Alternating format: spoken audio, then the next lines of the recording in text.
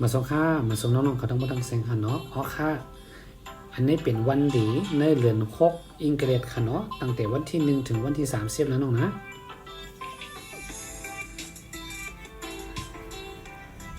อันนี้แต่ก็ยุ่มยำห้ายุ่มยำห้าเนี่ยก็เป็นตัวเผิกตัวมันค่ะเนาะอันนี้เป็นเปิ้นส่งมาค่ะเนาะเปิ้นส่งมาปันคุสอนค่ะเลยเอามาลาดปันน้องๆเขามีคนถามมาหลายๆก็เลยก็เอามาลงปันเนาะตั้งเอามาพบกว่าเป็นวันที่1เดือน6ค่ะเนาะปี2เพลง5ป่า64เป็นปีของเมืองไทยค่ะเนาะ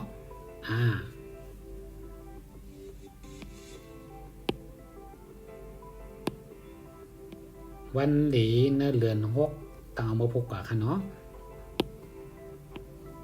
วันดีมีอย่างไรค่ะล่ะเนี่ยอันที่เป็นตัวสีเนี่ยค่ะเนาะสีส้มสีเหลืองหมกจอกนะคะวันที่7นะน้องนะวันที่7วันที่8วันที่11วันที่14 15 17 21 25อันนี้เป็นวันดีนะน้องนะเพราะว่าวันดีในที่แห่งหลายค่ายการค่ายงานค่ายหอค่ายเฮิรนค่ายห้องค่ายที่อยู่ที่กินในสังเนาะเป็นวันดีค่ะยกก็เฮ็ดตั้งการตั้งขายเปิด Facebook อันใหม่เปิด Facebook อันใหม่ซื้อเวอร์โทรศัพท์อันใหม่ที่ในเลยสังซื้อเวอร์โทรศัพท์อันใหม่เลยสังเปิด Facebook อันใหม่เลยสังเพราะว่าเฮาเฮียมือมันเป็นวันดีก็มันก็เตลีนั่นน่ะอันนี้แต่ก็อยู่ห้ามอยู่คนตัวกับตัวมันได้ ตัวกับตัวมันนะน้องนะบางก็ยุ่มบางก็ยุ่มค่ะเนาะอันที่ครูสอนได้ยุ่มยำค่ะครูสอนด้วยจีเนตเสียนะ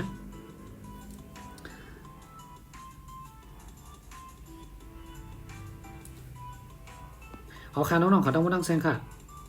ใจกันเต็กเชตเต็กเพเนาะแต่เลยเพราะว่ามันจะมาเป็นห้องยังอ่ะพาเลเพราะว่ามันจะพาเลตีเอาผัวเอาเม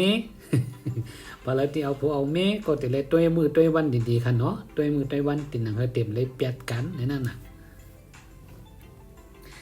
ครูสอนเริ่มบอกกันในเป็นวันติดนะน้องนะในเป็นวันติดค่ะในเป็นวันจันทร์ในเป็นวันอิงกาวันอังคารในเป็นวันพุธในเป็นวันพัดอันนั้นก็พฤหัสค่ะอันนี้จะเป็นวันศุกร์นะน้องนะเป็นวันศุกร์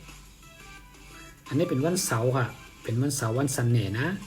ลานโลกันกรรมตังกรรมไตกรรมไทยกรรมมันนะคะเนาะในวันสันเน่นะทั้งกรรมเนาะวันดีเป็นอันนี้ค่ะอันสองอันสีเนี่ยค่ะสีเหลืองหมดจอกเป็นวันดีเนาะ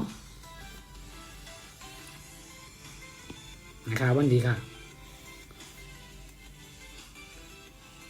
เพราะว่าเต็ดเดือนเหม่อที่ไหนวันที่1วันที่31ที่ไหนเต็มมาลงปันกุปัดนะน้องนะใจกันเต็กเซตเต็กเพเนาะเอาข้ามมาสงค่ะ